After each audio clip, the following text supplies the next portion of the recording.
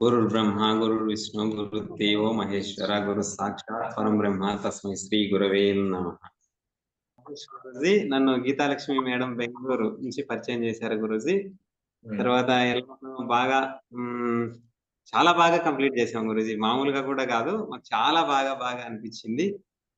తర్వాత వచ్చేసి నేను ఇందులోకి రావటానికి ముఖ్యంగా నాకున్న సమస్యలు ఏంటంటే గురూజీ, నా భార్య చనిపోయింది గురూజీ. పిల్లల్ని నేనే చూసుకుంటున్నాను. చాలా కష్టంగా చూసుకుంటున్నాను గురూజీ. ఎందుకంటే నాకు ఫిజికల్ గా బాగా ప్రాబ్లమ్స్ అన్నమాట. హెడేక్ ఉంటది గురూజీ. తర్వాత వచ్చేసి బాడీ బాగా హీట్ గా ఉంటది. అది కూడా 9-10 గంటల వరకు ఉంటుంది గురూజీ. తర్వాత మళ్ళీ ఏ ప్రాబ్లం ఉండదు గురూజీ. మళ్ళీ కొద్దిగా బెటర్ అనిపిస్తది. తర్వాత ఇంకా నా భార్య చనిపోవడంతో బంధువులంతా కట్ అయిపోయినారు గురూజీ. అలాగే ఫ్రెండ్స్ కూడా, నా స్టూడెంట్స్ కూడా నన్ను చూసి అలాగే వెళ్ళిపోయేవాళ్ళు గురూజీ. అలాంటి పరిస్థితుల్లో ఇది ప్రయోజనకారిగా ఉంటుందని చెప్పి నేను విన్నాను గురూజీ. అయితే ముందు నుంచి డేస్ లెక్క పెట్టుకుంటున్నాను గురూజీ. నేను లాస్ట్ టైం జాయిన్ అవ్వాల్సింది మిస్ అయింది. అమ్మో ఈ రోజు 15 రోజులు ఉంది, ఇప్పుడు 14 రోజులు ఉంది, ఎప్పుడెప్పుడు వస్తుందా ఎంతలాగా అంటే గురూజీ అంతలాగా. తర్వాత పాపకు కూడా పెద్ద ఏజ్ లేదు గురూజీ. ఈ రోజు క్యాల్కులేట్ చేసాము, 6 ఇయర్స్ పూర్తి అయినాయి. అంటే 8 డేస్ అయింది గురూజీ. అంటే 7 ఇయర్స్ రన్నింగ్ అవుతున్నాయి. చాలా చక్కగా చేసింది గురూజీ. తర్వాత పిల్లలు ఎప్పుడైనా నోట్లో పెట్టుకొని ఏదన్నా పొరపాటున అలా చప్పరిచ్చారనుకోండి, అరే రే వాడు నములుతున్నాడు అని చెప్తూ ఉంటది గురూజీ. నమలకూడదు, చాలా జాగ్రత్తగా ఉండాలంట. స్కూల్లో మాత్రం ఒకసారి బాగా తినాలనిపించిందంట గురూజీ. అన్నం అలా మెత్తగా చేసేసి మింగేసిందంట. వాళ్ళకి ఎంత అవేర్నెస్ వచ్చిందంటే గురూజీ ఈ కొన్నాళ్ళల్లో అసలు ఇంకా నమలకూడదు అని అంత అద్భుతంగా అంత బాగా గుర్తుపెట్టేసుకున్నారు గురూజీ. కాకపోతే వాళ్ళు ఎనర్జైజ్ కూర్చుంటారు కానీ గురూజీ ఇక్కడ పెద్దగా ఫోకస్ చేయరు అనమాట. వాళ్ళు మెల్లిగా అలా ఉంటది గురూజీ. ఇంకా నేను ఈ హెడేక్ వల్ల వీళ్ళని కొద్దిగా సరిగా చూసుకోలేకున్నాను గురూజీ. ఇంకా కోపం కూడా వస్తా ఉంటది పిల్లల మీద. ఎందుకంటే ఏ పని చేయడానికి ఎవరు లేరు, సహకరించే వాళ్ళు ఎవరు లేరు. అలాగే వీటిల్లో అయితే నాకు మార్పు కలగలేదు గురూజీ. కొద్దిగా ఎక్కడో కోపం తగ్గినట్టుగా ఉంది. కానీ గురూజీ బాడీ షేప్ వచ్చింది, ఫేస్ గ్లో వచ్చింది. నేనేమనుకున్నానంటే గురూజీ, నాది ఒకటి పాతది ఫోటో ఉంది గురూజీ. ఆ ఫోటో పెట్టేసి ఒక వీడియో చేద్దాం అనుకున్నాను. అప్పుడు అలా ఉన్నాను, ఇప్పుడు ఇలా ఉన్నాను. ఇంకా తర్వాత లెవెల్ 2 తర్వాత ఎలా ఉంటారు 3 కలిపి కంటిన్యూషన్ అన్నమాట. మనకు సీరియల్ కదా కంటిన్యూషన్ వస్తది కదా, అలా కంటిన్యూ చేద్దాం అనిపించింది గురూజీ. ఇంకొక మాట చెప్పాలంటే గురూజీ, ఆనందము లోపల నుంచి కన్నేస్తా ఉంటది గురూజీ. ఎంత ఆనందం ఉంటదంటే, నవ్వి మీతో ఒకరోజు చెప్పాను, ఈ బుగ్గలన్నీ నొప్పి పెడుతున్నాయి గురూజీ. చిరునవ్వు. బాధలు లేవని చెప్పట్లేదు గురూజీ, బాధలు వస్తున్నాయి. బాధలు వచ్చినప్పటికీ కూడా వస్తాయి, వెళ్ళిపోతున్నాయి. ఆ ఆనందంలో ఉంటది గురూజీ. ఎంత బాగుంటదంటే ఇంకా అది ఒక రకమైన బ్లెస్ గురూజీ. ఎంత ప్రశాంతంగా, ఎంత హ్యాపీగా ఉంటది. నాకు ఇలాంటి స్థితి నా జీవితంలో ఒక 4-5 సార్లు కలిగింది గురూజీ. ఒకసారి ఫస్ట్ టైం నా భార్య చనిపోయిన తర్వాత కౌ ఫీడ్ చేయమని చెప్పారు వేరే వాళ్ళు. కౌ ఫీడ్ చేయటానికి వెళ్ళాను గురూజీ. పెట్టాను, చేతులతోనే తినిపించాను. తెలియని ఆనందం గురూజీ. మరుసటి రోజు పూల మొక్కలకు నీళ్లు పోయమన్నారు ఒకాయన. పోసాను. తర్వాత ఇట్లా గోడను టచ్ చేసిన, చెట్టు టచ్ చేసిన, మనుషులను టచ్ చేసిన, అసలు తెలియని ఆనందం ఎంతుందంటే నవ్వు వస్తుంది. అప్పుడు ఎవరన్నా చూస్తారేమో అని బలవంతంగా ఆపుకునేవాడిని.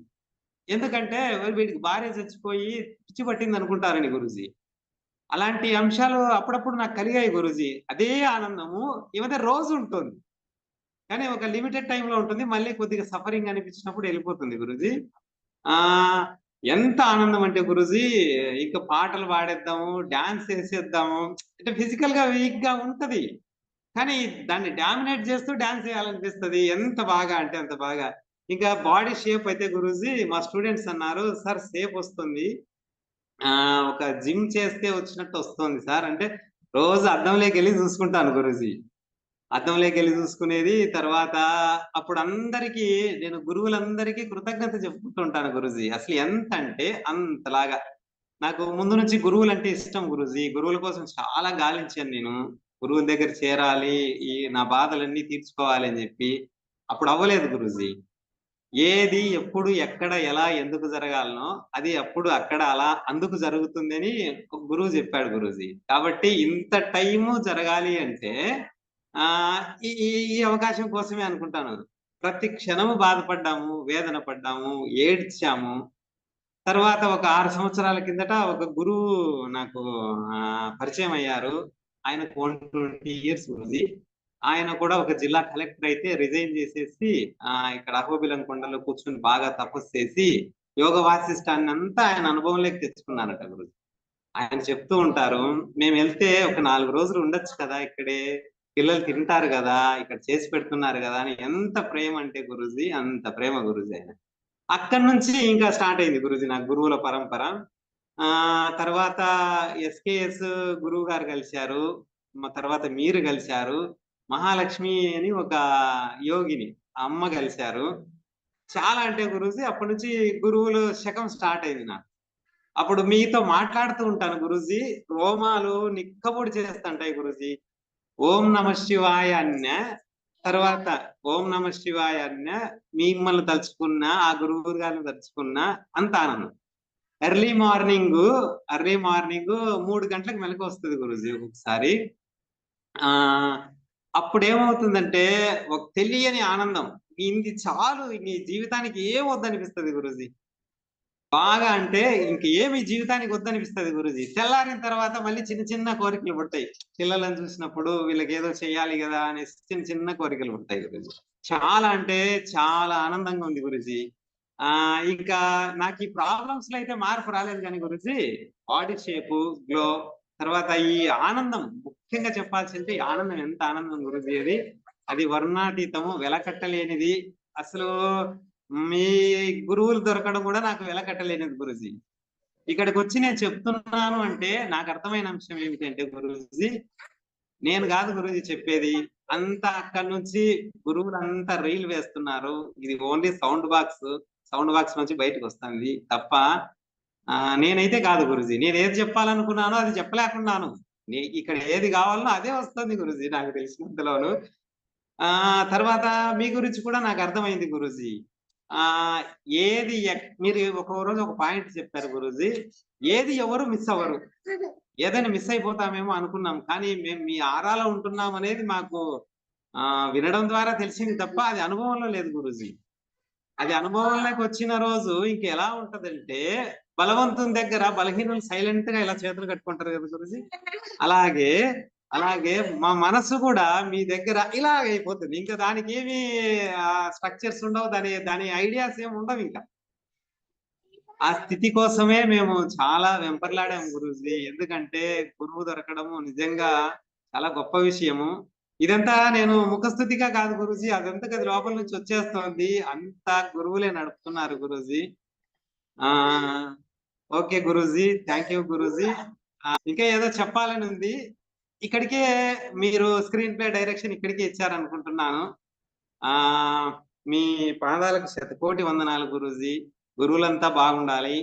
గురువులు హ్యాపీగా ఆరోగ్యంగా ఉండాలి. మాలాంటి వాళ్ళు చాలా సంతోషంగా ఉండాలి. మేము ఇంకా 10 మందిని తయారు చేయాలి. ముందులో గురూజీ నేను చాలా మందికి చెప్పాను గురూజీ. ప్రతి ఒక్కరు కూడా నాకు నెగిటివే చెప్పారు. స్కూల్లో టీచర్స్ అయితే ఇంకా వద్దు, కావాలంటే మీరు చేయండి, పిల్లలతో చేయించొద్దు అన్నారు. మనసులో ఒకటి అనుకున్నాను గురూజీ, నేను పిల్లలతో చేయించకుండా ఉండడం కంటే స్కూలే మార్చేస్తాను అనుకున్నాను గురూజీ. వీళ్ళని స్కూలే మార్పిచ్చేస్తాను. అవసరం అయితే ఈ నెల రోజులు సెలవు పెట్టించేస్తాను.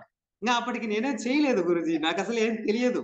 వినడం ద్వారా, వేరే వాళ్ళు చెప్పడం ద్వారా అంత ఫిక్స్ అయి ఉన్నాను గురూజీ.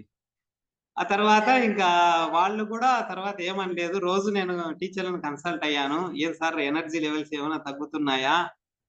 ఎలా ఉంది అని చెప్పి అడుగుతున్నాను. ఏం లేదు, బాగుంది అన్నారు. అప్పుడు కొద్దిగా హాయిగా అనిపించింది గురూజీ. ఓకే గురూజీ, నేను ప్రతి క్షణం గమనించుకుంటున్నాను. అవసరమైతే మధ్యాహ్నం వెళ్తాను నేను చూడటానికి. మధ్యాహ్నం పూట కూడా నేను వెళ్తాను గురూజీ. వెళ్తాను, వాళ్ళని చూస్తాను. ఏమైనా ఇబ్బందిగా ఉంటే సార్లను కూడా చెప్పమన్నాను. ఎందుకంటే వాళ్ళు నన్ను చాలా భయపడిచ్చేశారు. కానీ ఎక్కడో తెలియని కాన్ఫిడెన్స్ నాలో. ఏదో తెలియని కాన్ఫిడెన్స్ నేను చేయిస్తాను. మేబీ అది నా కాన్ఫిడెన్స్ కాదు గురూజీ. అది మీ నుంచి వచ్చిన పవరే. ఆ గురువులే అలా ఆశీర్వదిస్తున్నారు అనుకుంటున్నాను. వాస్తవంగా ఇప్పుడు కూడా చెప్పాను కదా, నా నుంచి వచ్చే మాట ఏది నాది కాదు. నేను రాసుకున్నాను గురూజీ. ఏదో చెప్పాలనుకున్నాను. పద్మలత మేడం ఆల్రెడీ చెప్పేశారు. మీరు అక్కడ కూర్చుంటే ఏం చెప్పాలో అదే చెప్తారు. మీరు రాసుకునేది కానీ చెప్పలేరు. అది ఏది రావాలనో అదే వస్తాది. మొత్తానికి చాలా చాలా గొప్ప విషయం గురూజీ. గురువులు గెలవడం అనేది. నాకు మీతో ఈ బంధం ఇలాగే కొనసాగాలి. Not only life long Guruji. మోక్షం అంటారు గదా! నాకు దాని మీద ముందు నుంచి మోజుంది. మరి అది మాటల వరకే ఉందో, లోపల ఉందో నాకు తెలియట్లేదు గురూజీ. మీ క్లాసుల వల్ల అది కూడా తెలుస్తుందంట. క్లారిటీగా తెలుస్తుందంట. అన్నీ అంటే ఇంకొకటి కూడా తెలుసు గురూజీ నాకు.